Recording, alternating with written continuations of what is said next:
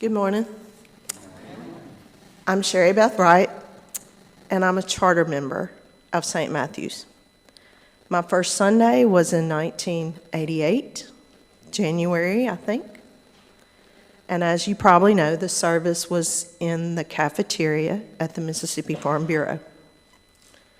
I never went to Wesley, the church where most of the people in attendance that day had previously attended. In fact, I had not attended church regularly since moving to Ridgeland about a year and a half previously. I was invited there by my longtime friend Jim Woodrick, and I have visited many churches, some more than once or twice, but I didn't feel like I was at home until I went to church in a cafeteria. Alan Hart was there. Hollis and Harriet Frazier were there, plus John and Peggy and Megan, who wasn't even 2 years old yet. Megan was maybe the first nursery baby being kept by Dot and her mom, Octavia. Let's be true. Octavia was keeping Dot a little bit in the nursery herself. I'm sure Earl and Estelle and Madeline and Marcia Blackwell were there. Plus so many more names and faces. I could go on and on. I remember fondly the saints that have gone on to their heavenly home, several in just the few names I've mentioned here.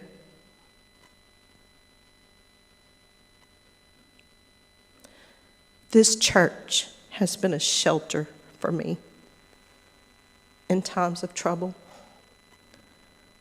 a comforter in times of grief, a cheerleader in times of joy and celebration.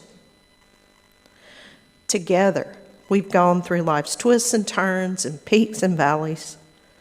This church, her people, and I have been together on this journey, and we've sustained each other through good and bad. It's the relationships and shared experiences that have formed a bond that is so precious to me, it's hard to find words to truly describe it. I will simply say it this way. I love this church. Our current focus on stewardship reminds us that we're all in this together. Each person has their gifts and graces to contribute to the ministry and mission of making and growing disciples of Jesus Christ. You too have a role to serve and help make up the body of Christ. You too are on this journey. We're on it together.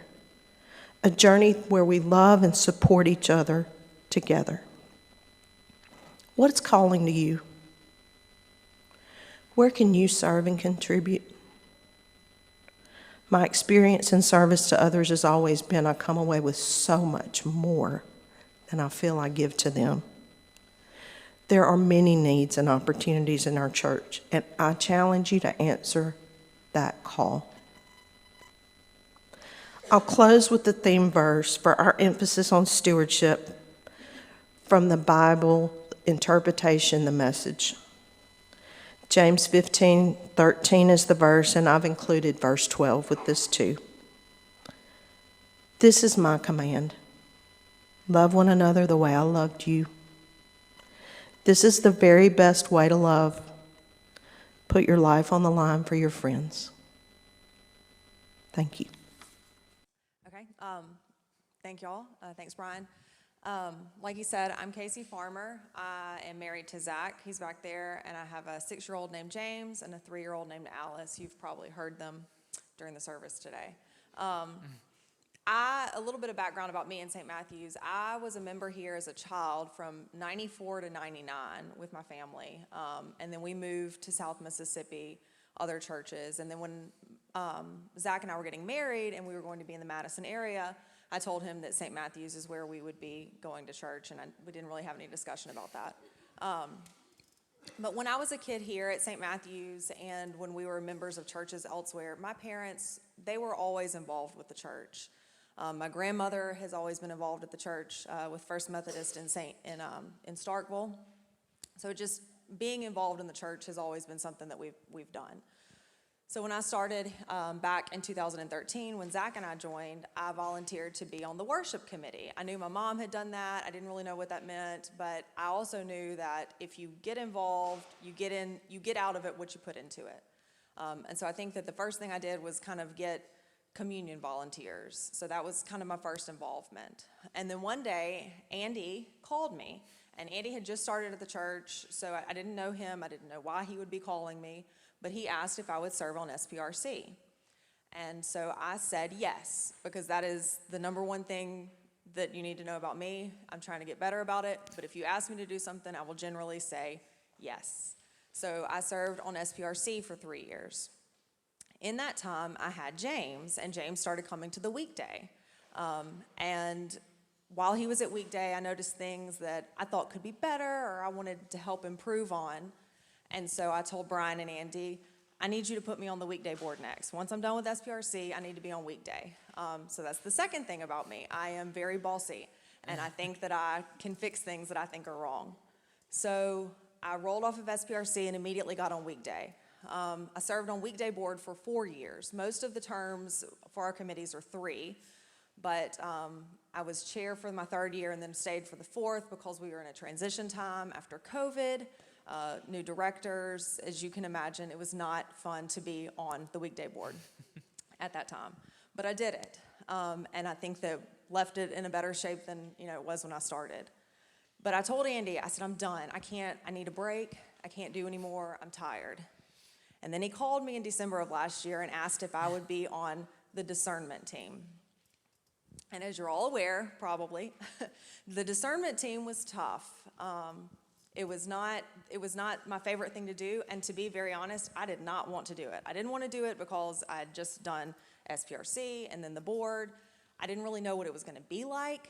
There wasn't a whole lot of sense of what the organization was, what we would do, how it would work, and I knew it was going to be hard.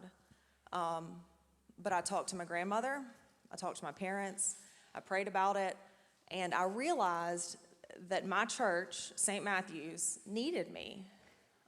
It needed me to serve on this board, on this team. It needed my voice. It needed my bossiness. It needed what I had to offer. And it was not fun. I do not want to do it again. I will not do it again, so let's not discern again.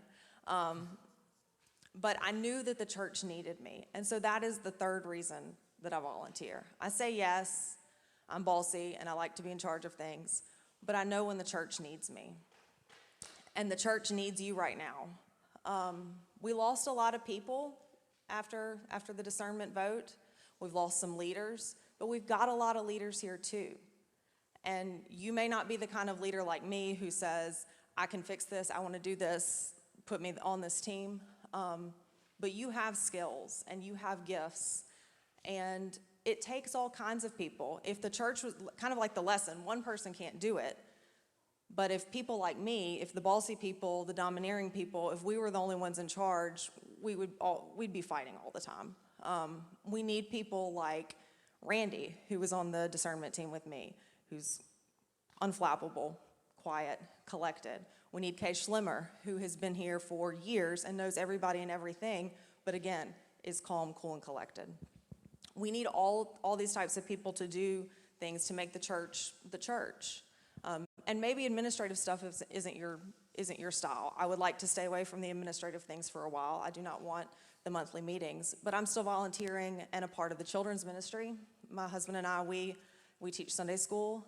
We're on a rotation for that. We help where we can. There are other, like Brian said, there are a million committees in this church. There is a way you can get plugged in. And maybe it's not that monthly meeting, but maybe it's teaching Sunday school. Maybe it's helping paint the nativity figures. Maybe it's helping move the nativity figures, or even just serving as an acolyte, or you or your kids serving as acolytes.